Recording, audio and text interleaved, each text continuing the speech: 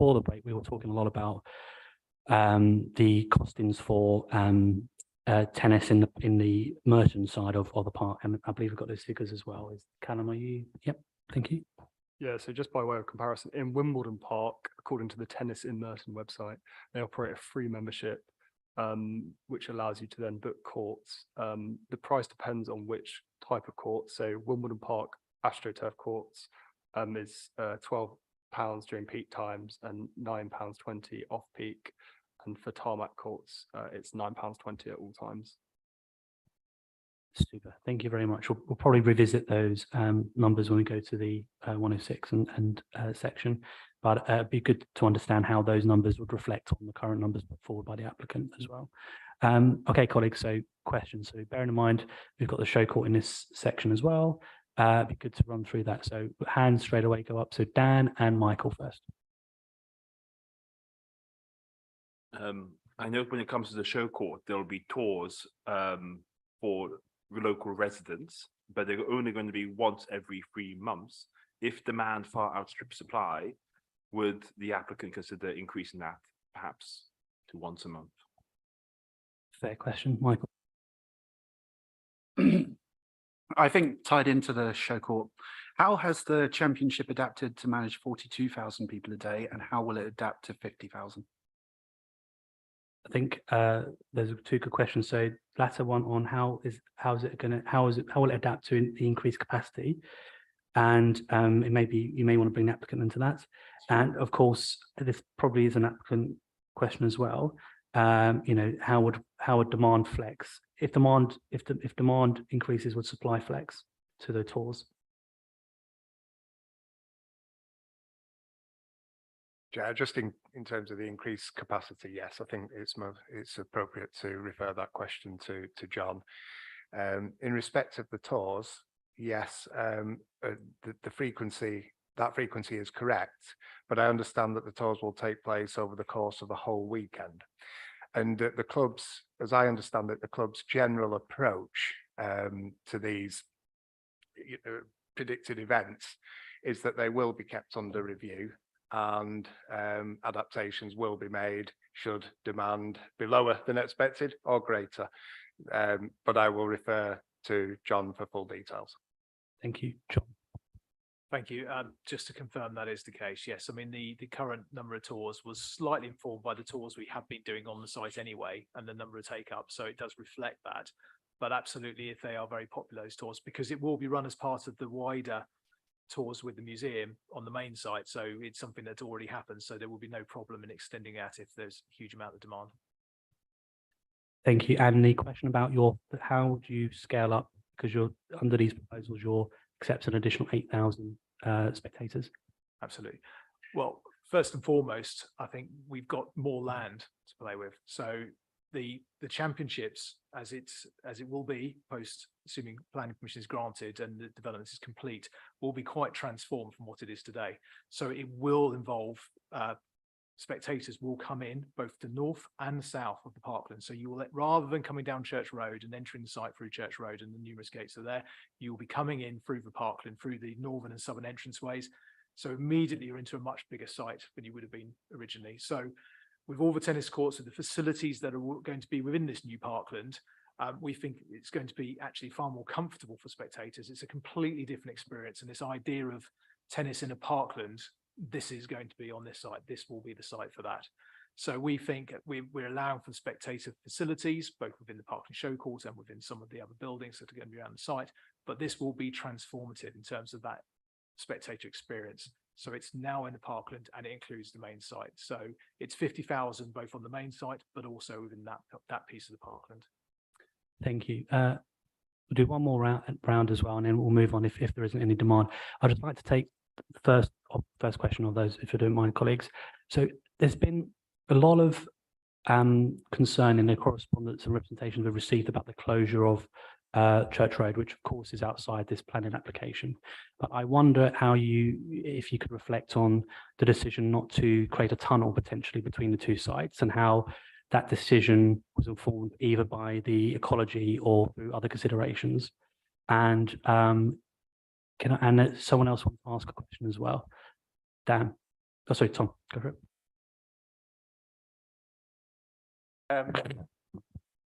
Sort of two-ish questions, but hopefully they're yes/no questions. For the officer, would the harm to the metropolitan open land be less without the show court?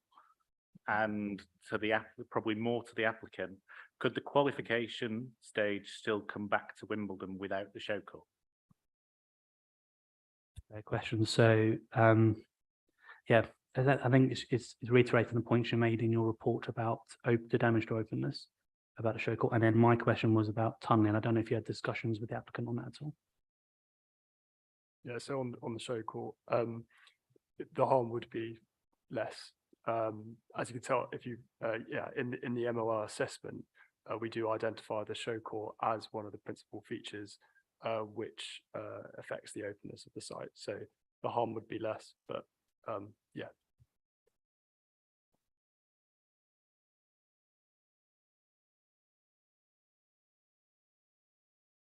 I think the other point to make, Chair, about the impacts of the show court is that in heritage terms, and the conclusion of officers is that the harm caused by the proposed show court is less than substantial.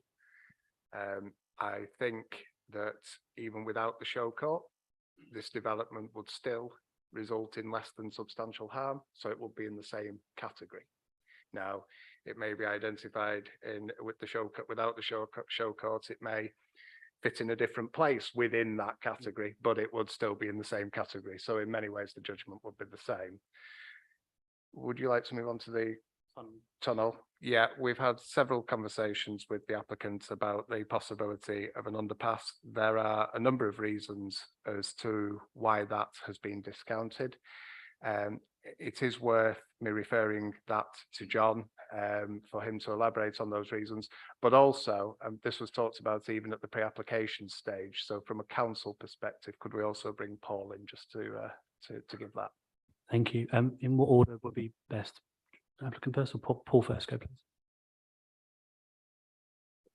Thank you, Chair. I'll refer to the pre-application discussions. Oh, sorry, your mic.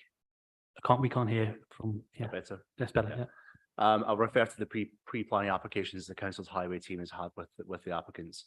We did consider how the two sides of the Church Road would be joined together.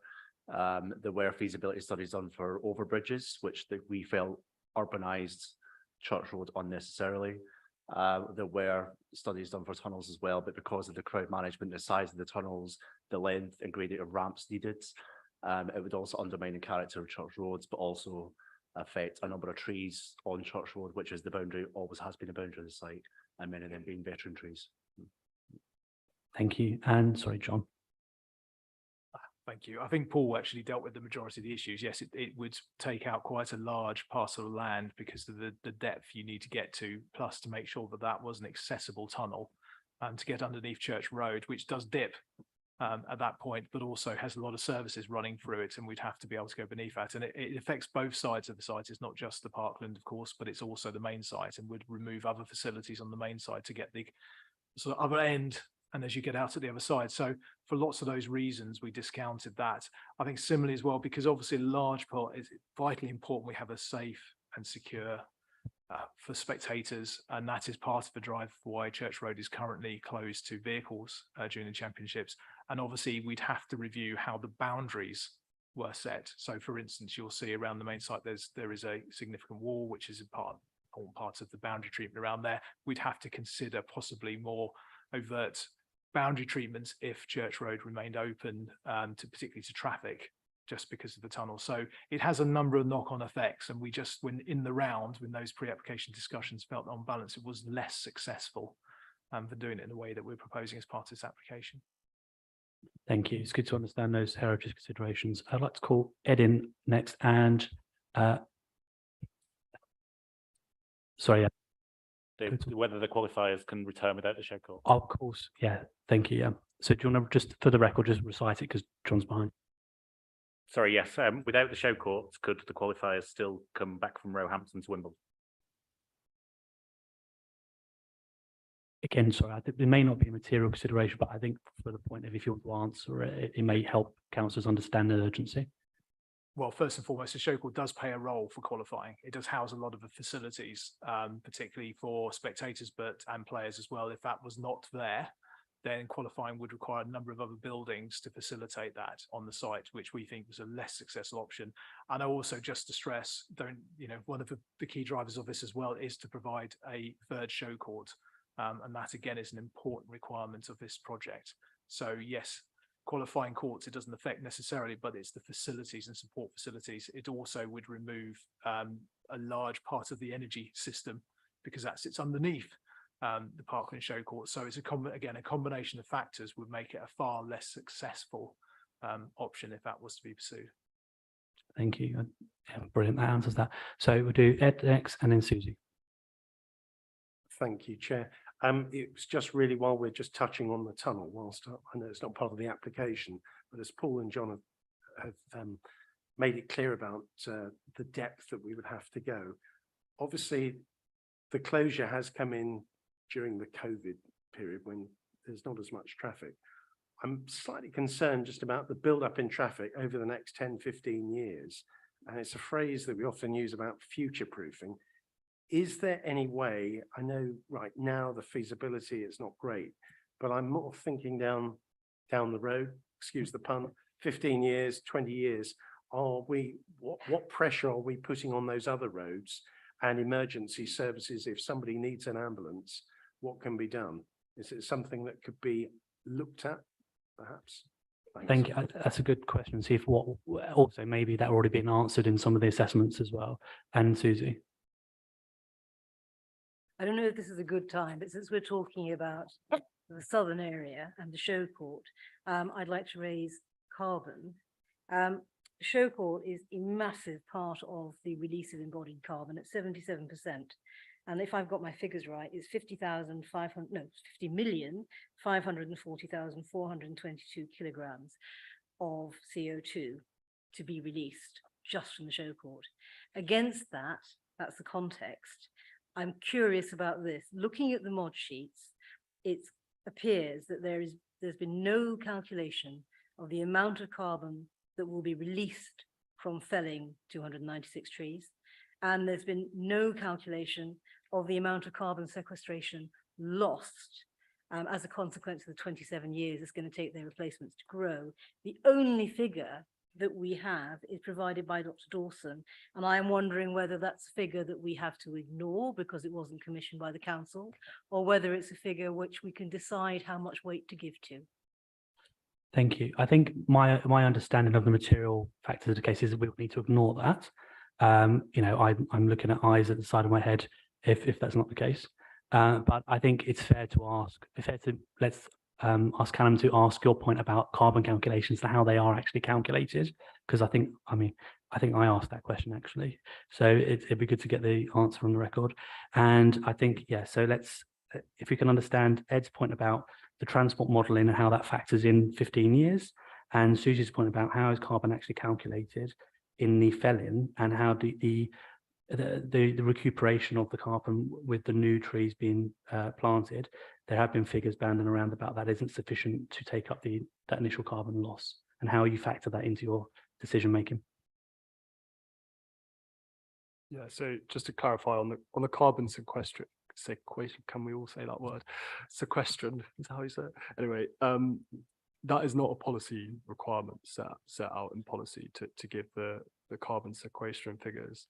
But what I would say is 700 trees are being well over 700 trees are being retained on site. The exact figure is detailed in the mods, and up to 1,500 trees are being planted. So it's a fact that there will be some carbon loss as a result of felling those trees, but we'd hope that that carbon would be recuperated in the long term. Amazing. And on the transport modelling. The question was about ultimately over how you would transport model over 15 years.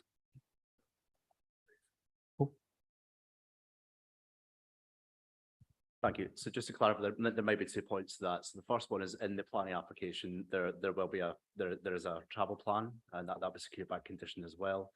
And the driver there is in championships modes is to move to more sustainable modes of transport and have a reduction in car parking overall compared to now when the championships run.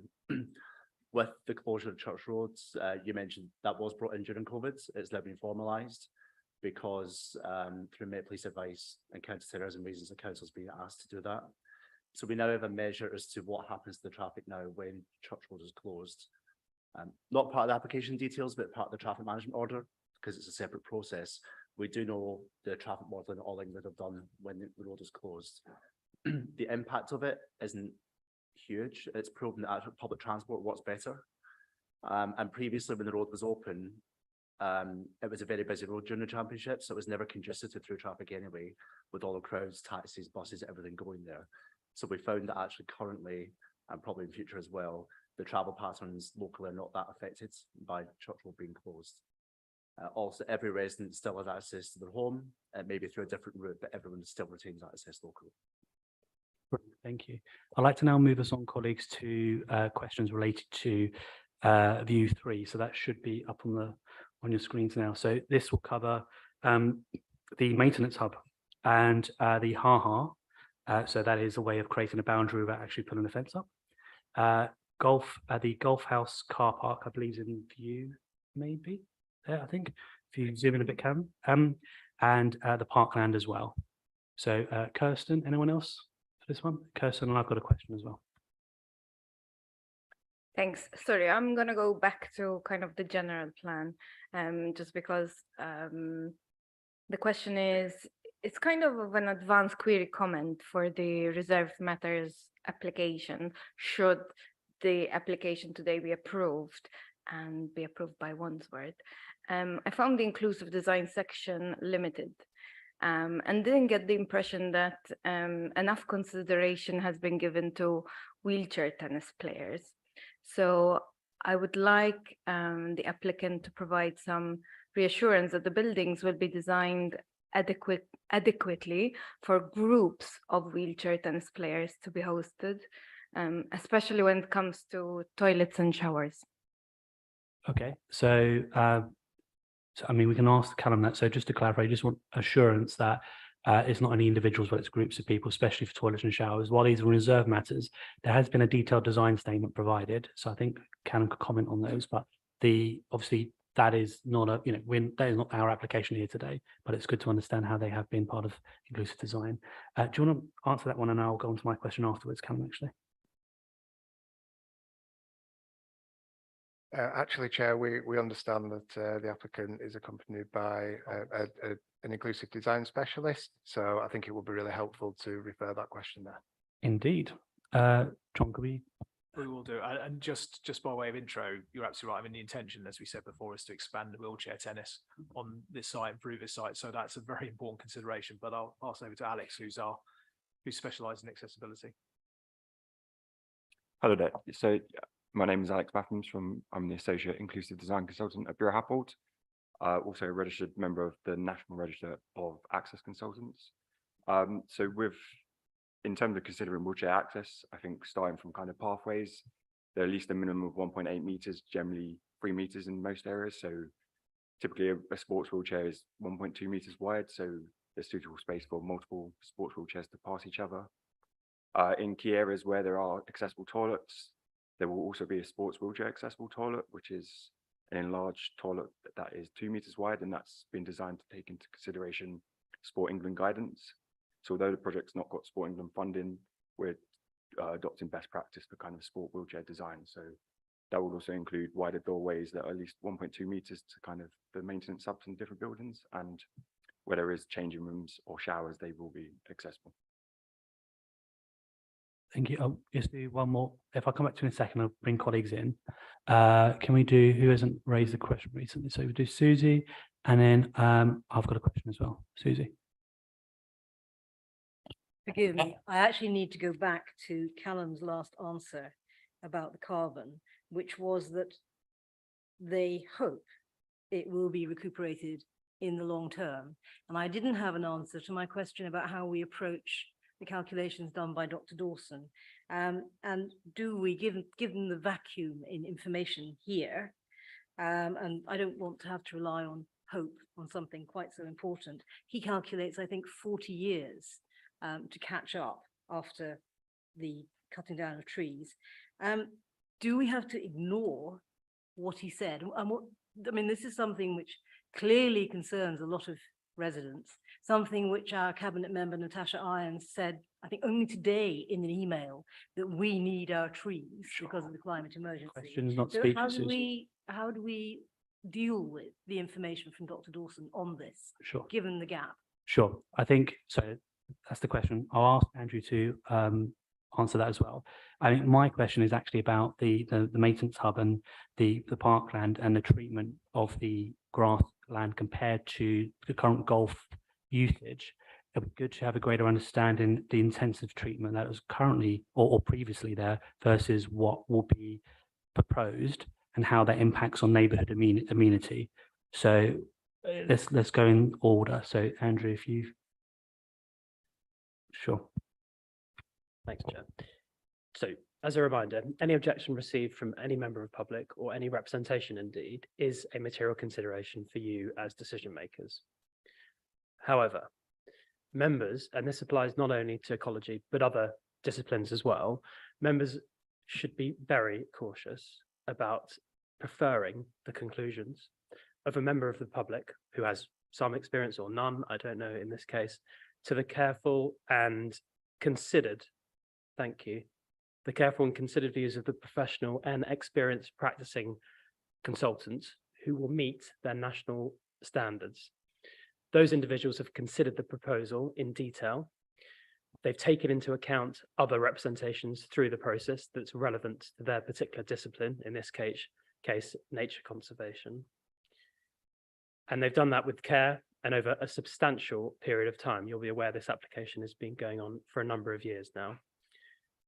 If planning permission is refused on those matters where members prefer an individual's representations over those professionally instructed by the council and the applicant, and that they prefer them contrary to the professional advice which has been heard at this committee, then the council will be required, if there is an appeal, to defend that decision at appeal. It is a requirement to do so.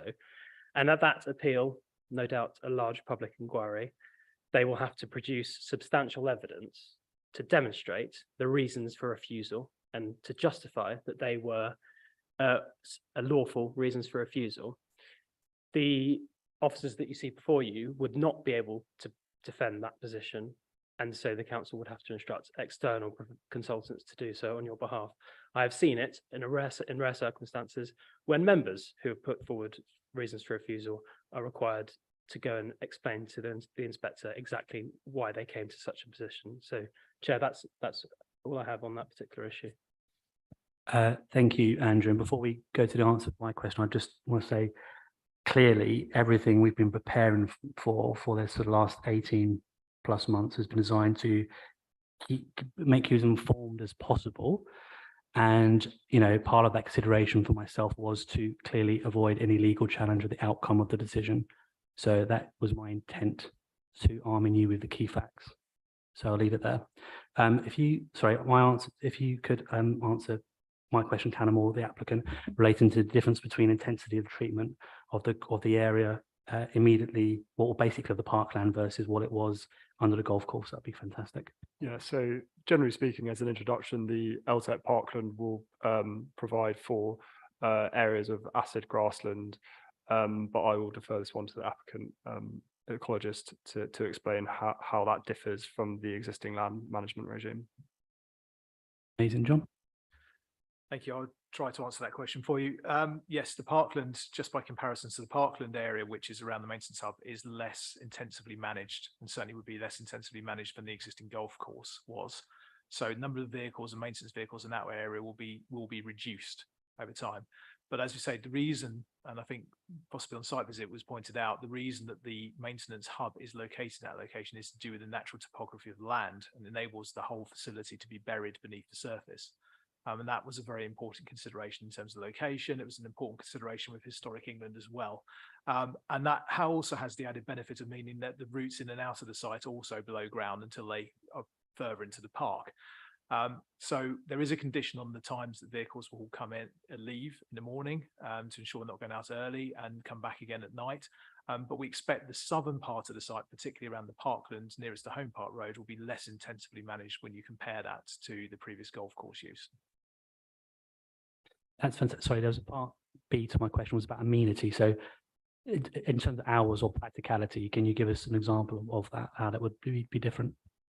Well, I think principally the golf course would have had their grounds team out before the golf started in the morning, and that could have been quite early in the morning, depending upon what time, particularly in the summertime when people would have started, it might have teed off at early times.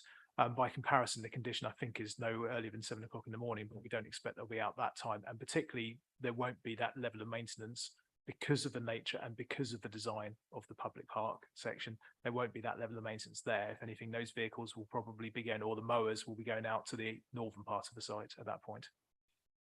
Thank you very much.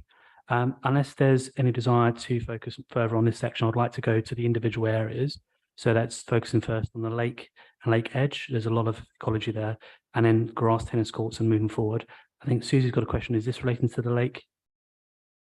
No, this is a follow-up on Andrew's reply, if I may. I completely understand the problems that come from preferring a member of the public to an expert instructed by the council, but I'm struck by the fact that there is no calculation at the moment, apart from this one, from this apparently very eminent resident, Dr. Dawson.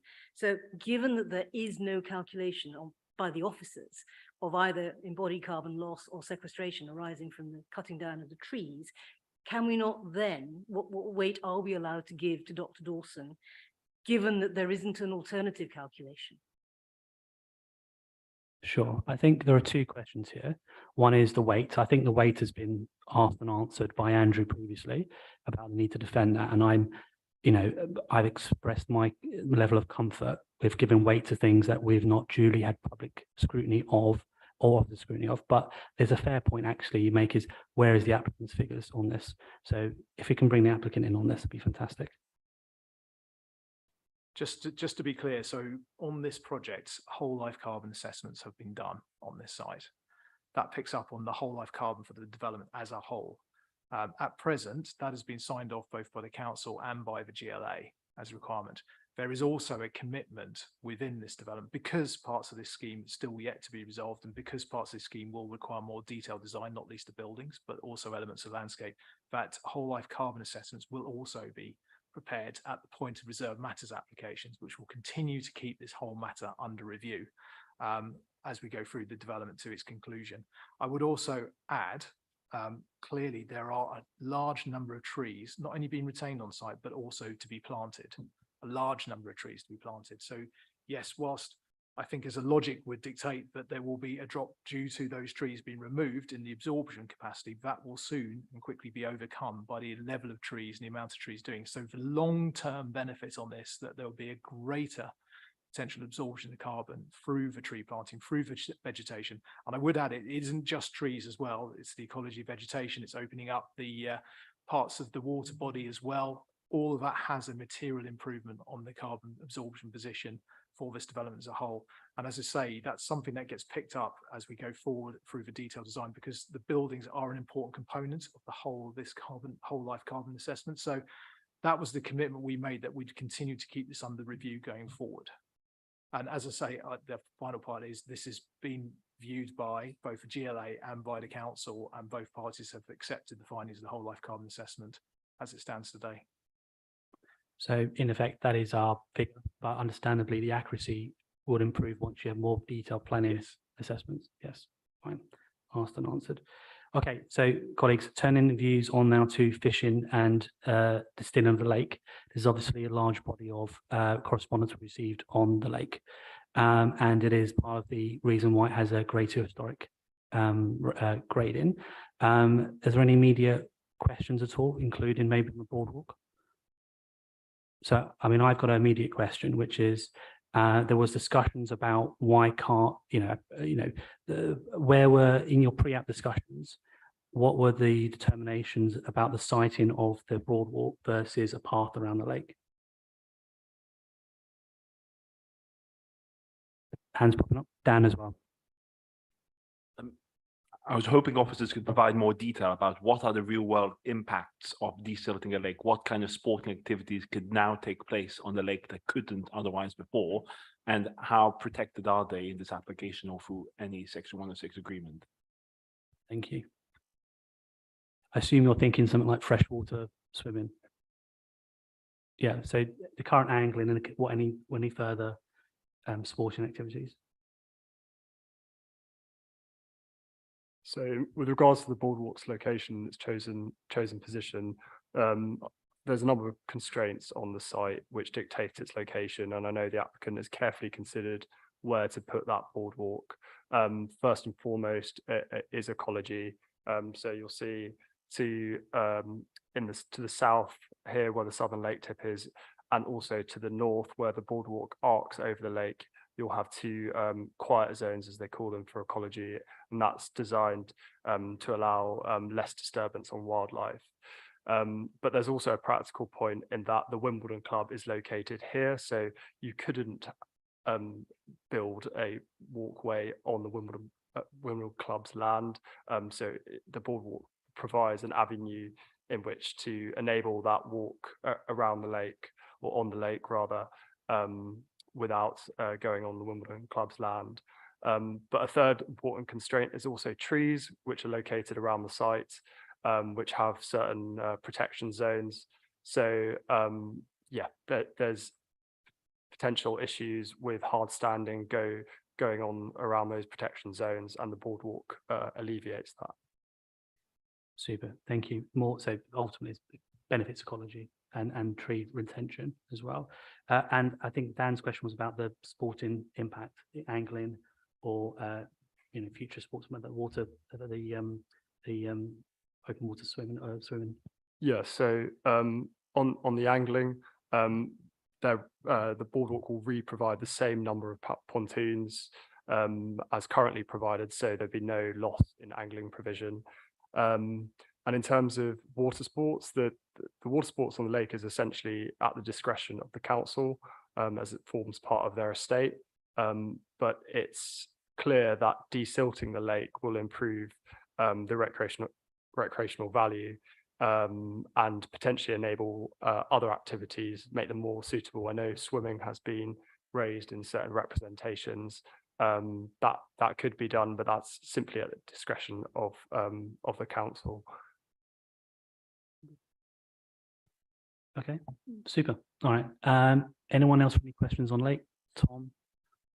I think the point was made that the boardwalk, whether it's a boardwalk or a path around the lake, was supposed to have happened anyway. Could you just explain what the position is on that?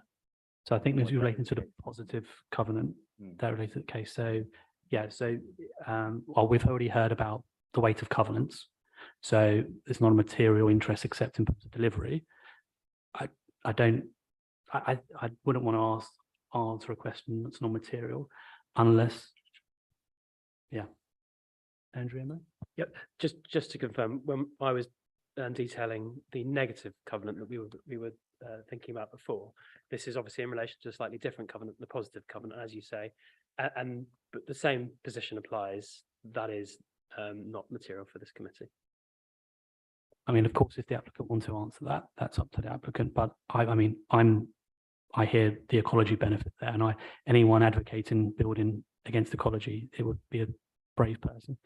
Do you want to say anything at all? Not on the legal decision, but other than to just re-emphasize that ecology-wise, it does have a number of benefits.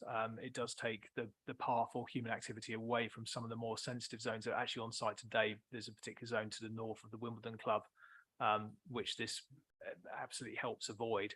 So it also gives much better interaction, I think, not just for children, but also for adults with the lake. And the design of it has been agreed with the Green Spaces team, particularly to ensure the amenity of the lake is protected. So we see it as a potentially really exciting opportunity to get around there. Super. Thank you. Okay, moving on. Any questions relating to the grass tennis courts that we've not already asked and answered? No? Okay. Oh, Ed. Sorry, a little bit of a side one and sort of lake related, but obviously there's a large amount of geese there at the moment. And with the grass courts, it might be one for John to answer, but there's going to be a lot of mess from the geese. And if you go to Barnes, the sports fields there, this must be something. I know we have Rufus the hawk that manages the other side of the road, but what are the plans to keep the geese off the grass courts there? Sorry, tongue-tied. No, that's a fair question. Geese and grass courts, plans to keep them off. Thank you. It's a good question. I actually will defer to Jeanette briefly, but needless to say, actually, the golf course itself was very attractive to geese. One of the things that this scheme will try to do is to bring in a far wider range of habitats, which probably will be less encouraging towards geese. And that has been one of the purposes of this, but I've probably just taken Jeanette's answer away. Yeah. Yeah, I mean, the current golf course is, a maintained amenity grass, and therefore it's very attractive to the geese to munch on. With the proposed scheme, there's going to be much more variety of different grass lengths across the scheme, so the site would naturally become less attractive to the geese. So we think they will naturally just reduce in number in terms of coming to the site anyway through the management and the new sort of habitat creation that we're doing. Fantastic. Thank you very much. Susie, and then we'll move on to the show call. Can I stay with the geese? Something I was interested in as well. Somewhere in the mod sheet, it says that there are proposals to manage them. Proposals to manage, I presume that means keep them away from the grass courts particularly. And it suggests that that's more than just hoping that they'll move on because they don't like the new habitat. So I just wondered what other concrete proposals there were for managing the geese. Sure. I'll ask Callum first because he may already have the answer, but I suspect the applicant will need to come back in. Callum? Yeah, so in the design access statement, there is a proposal to have a fence in proximity to the boardwalk, which would prevent geese from going through, but would allow for smaller species to go through. But I think I'll let the applicant maybe elaborate on that and the detail around that. I think just to add on before they do is that you do believe to stop the intermixing of the species and the competitive nature that geese would play with others? Again, I think it's probably for the applicant to. Sure. The geese are non-native, and at the moment they dominate the hierarchy across the site in terms of bird species. So the idea is to add an additional fence line underneath the boardwalk, which will prevent them from entering the reed bed area. So that reed bed area is then purposely there for the native birds to be able to flourish. So it's making sure we're getting that balance between non-native and native birds in the ecology. That's fair enough. Okay. Well, let's move on. No doubt we'll have more geese because there's more grass. The site is quite large. So let's move on. Parkland show court. Does any colleagues have any particular questions on that? Any aspect? I mean, I had an initial question about community access and wanted to understand. No, you're not. Do you want to ask? Go. Thanks, Chair. Yes, it was on my list. It was getting a better understanding of the community use of the stadium and community access. So, yeah, that's part A. If I can add my question to that, it's definitely good. It also be good to understand the current thoughts about. Similarly, we talked about tennis, but the pricing regime around that access or how that would actually work. I'll ask Callum first, double checking if he has those details, but I'm suspecting the applicant will need to come in.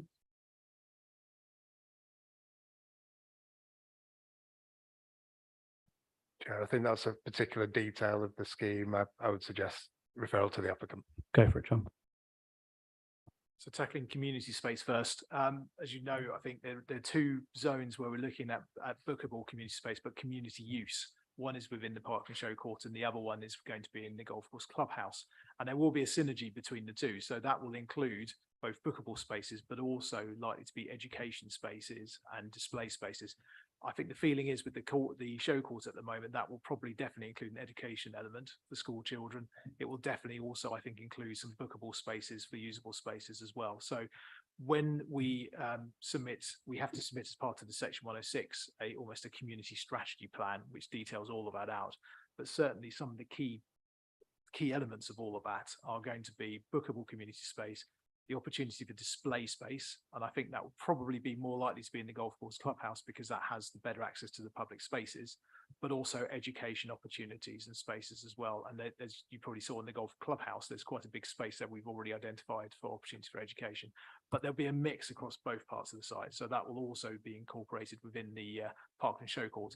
The details of that will come forward when we put the reserve matters in at that part. So we've got a more developed plan for the golf course clubhouse because that will be delivered early in the project, but that will no doubt cross-feed to what we do in the Parkland show course as well.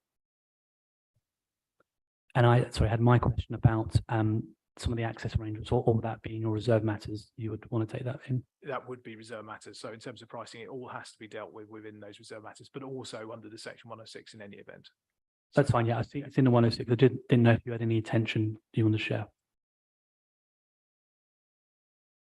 Not at this time, but we will do. But no, at the moment, I mean, any pricing on those spaces will be competitive. I mean, it will be the same equivalent, and the council would have a say if, for instance, we were overstating prices. So all of that information will be shared, and just be clear, that is not the intention. It is to be entirely equitable and make that space as widely available as possible. Amazing. Tom. Just on the pricing point, if there was has any thought gone into, particularly if it's for community use, clearly education is slightly different, but particularly for community use, maybe charitable, sort of, not extending as far as someone booking it for a birthday party or whatever else, but has the applicant considered whether that might be a free space at any time for a certain amount of time for community groups or others to use? Well, I appreciate it's not material if you want to answer it by all means. I think there's always the opportunity because at this stage, I mean, a lot of this will be run partly through the foundation as well, or a relationship with the foundation and relationship with existing schools, because there's already a great deal of interaction between the club and local schools, both in Merton and Wandsworth, and that is intended to continue. So certainly in terms of education and display. And I also suspect that one of the things that came out of public consultation was the idea of people understanding more about the land and more about the ecology. And that opportunity definitely exists within the golf clubhouse, and I suspect that wouldn't be a cost, or wouldn't be something that's necessarily costed a lot. There'd be display rooms which members of the public would be able to enter. So there will definitely be a mix of opportunities there, and all of that, as I say, would be part of a plan that would have to be submitted to the council for their approval anyway, prior to that space is coming on stream. Sure. Okay, so that's a Callum to consider if approved. Colleagues, keen to move and keep up pace. So next we've got the grounds maintenance hub. Any immediate issues on that? We've already talked about that. No, okay. The player houses, north and south. These are on an outline, of course, but they're citing one particular issue. One question I picked up that I didn't believe I read in the papers was actually there's community access being provided in the southern playhouse for the tennis, for the 7 tennis courts. Is that correct, Callum and or John? Because that area will have community use as part of that tennis program, some of those facilities will need toilets, for instance, will need to be available. So yes, there will be some use of those facilities. Principally, it's been designed as a player hub, but it will, during that community use, it will have facilities which will be usable by people. Sure, that's brilliant. Okay, so anything else on player hubs, Susie?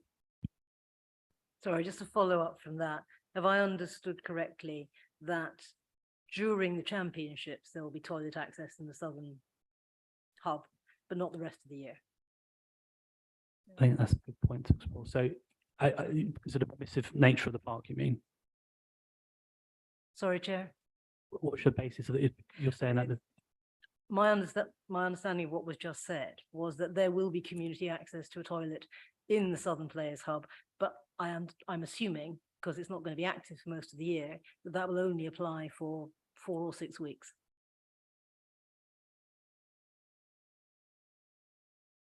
Do you want me to answer that one? Yeah. There's actually 2 elements to that. One, that would be used there primarily by the community tennis program, but separately, There's been a discussion ongoing about the opportunity to use the toilets, publicly used toilets in and around the golf clubhouse. And that is something that's currently being explored. So that would be the principal one, which would be available when the Parkland's in use. Thank you for clearing that up. Okay, so move on. We've got the 7 satellite maintenance hubs. Any further questions on those? No. The golf clubhouse. I think this is the point that John mentioned about the exploring community access to toilets and changing places toilets, I believe, was part of that. Does anyone ask a question on that at all? No. Okay. Then the ecology proposals. So in this, anything about trees and landscaping that we've not already addressed, Susie? Sorry, it's something which I don't think has been addressed yet. One of the issues about the calculation of the number of trees that are going to be cut down is at what point in terms of age and size do they simply not count? Because there's a massive discrepancy between what residents think the number is that are going to be cut down and the 296. Now, of those 296, I think the smallest is 4 meters and the biggest is 25 from looking at them. They're all pretty big trees. What happens if a tree is younger than that or smaller than that?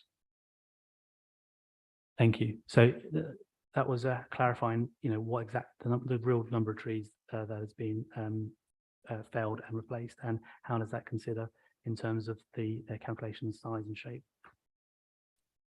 Yeah, so in terms of the number of trees, our tree officer has, or our tree consultant has reviewed the proposals and considers them acceptable, just to reiterate that.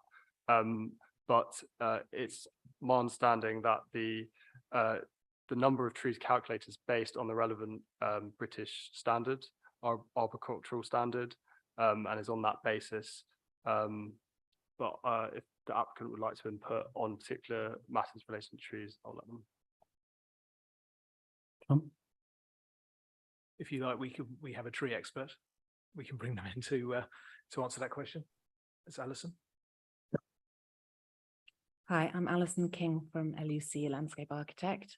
Yeah, I just want to follow up on that British Standard 5837, trees in relation to design, demolition, construction.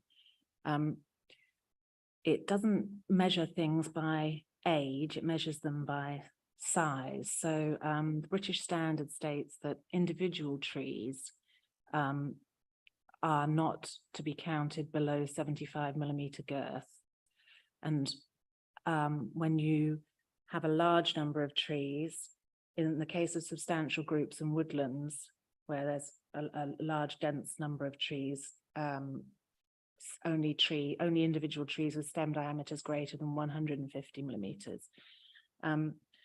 Girth is used because the age of a tree at a certain size depends so much on the species and the conditions it's growing in. But I think it would be fair to say that a 10-year-old tree, for example, would generally be bigger than 150 millimeters in girth. So we're talking about the younger trees. Did that answer your question? If I may, I think the answer is sort of. If a tree is younger than, talking about, for example, your big groups, if a tree is younger than 10 years, does that mean it wouldn't be counted? I think, sorry, go for it. Sorry, Chair. My reading was that it depends on the species, but the expert is the expert. It's only that there's no age categorization in the British Standard at all. It's purely girth. So that's at 1.5 meters from the ground. You measure the stem, and anything larger than 75 millimeters as an individual tree is counted. But they would be generally much younger than 10 years at 75 millimeters. Super, Kirsten. And then I've got one question, and then I feel maybe a break, maybe or not. I'm going back to the sanitary facilities because you specifically asked and you reminded me that I did have a question. So obviously the hubs, the showcase have toilet facilities, but during the championship, there's going to be a lot of people. So does the applicant, and sorry, I might have missed this in all the papers. Is there a plan for temporary facilities, and have they made accommodation in the plans for that so that they don't damage the site, I the think- greenery? But that's a very fair question. So essentially, have they, in their calculation for toilet space, have they accommodated that overflow and make sure they're not putting temporary units in?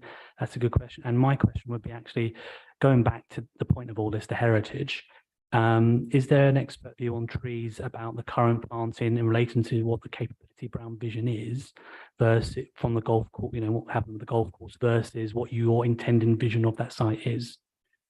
So if we can have the answer on the is this a direct to the applicant question?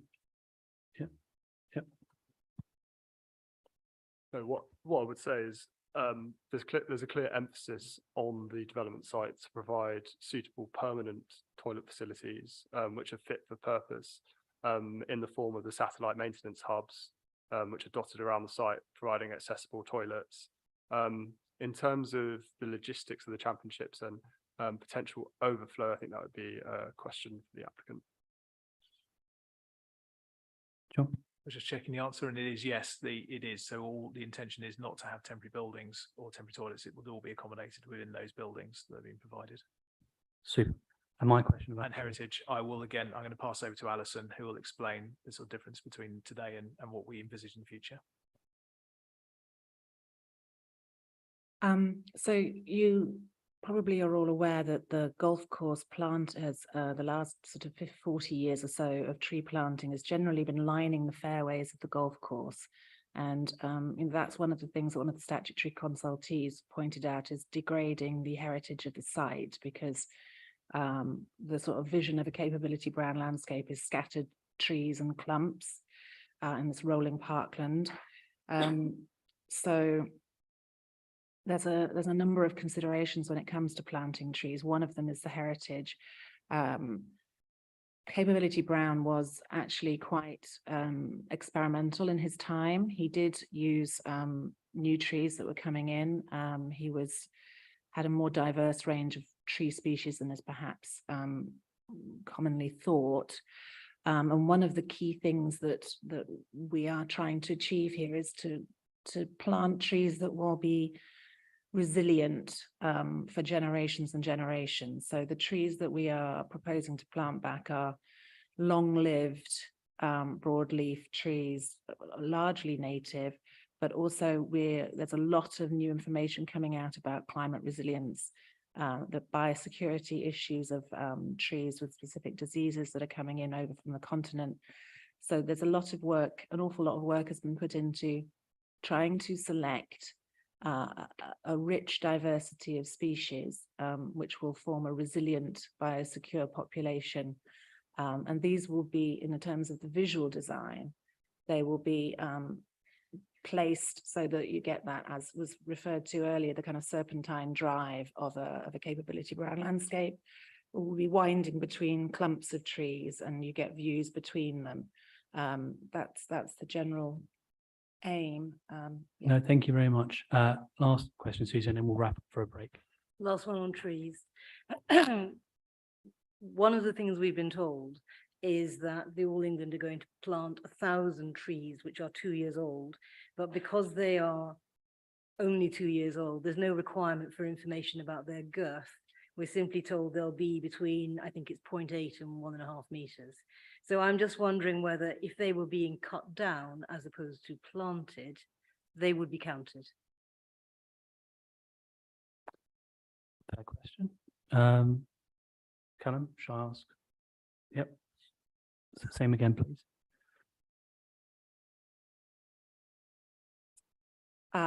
Well, that's a slightly hypothetical question, I think. The point of us planting, I do want to talk about why the trees are going in small.